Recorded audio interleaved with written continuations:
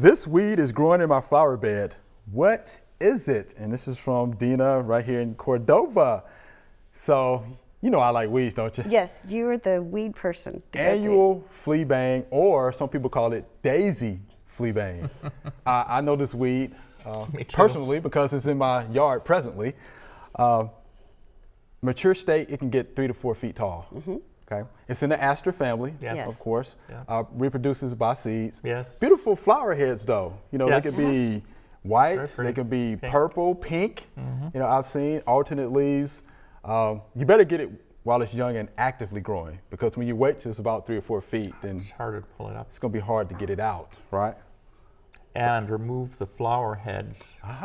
So you don't have any new seeds for the next year. If you keep on removing the flower heads, you're going to deplete the seed bank. Because they produce a lot of seeds. They do. And believe it or not, you know, some folks used to say you can actually crush up, you know, the dried material, and it actually repels fleas. Now, I've heard that. I don't know how true that is, but I do know this: you can eat the young leaves.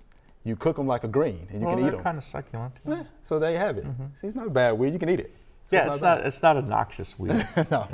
Now, but how do we control it, you think, Joel? Well, you know, it's a broadleaf, so anything that's going to get broadleaf, like any kind of things with 2,4-D or something like that in it. Right. Thanks for watching. If you liked it, subscribe. We have hundreds of family plot videos for you to view.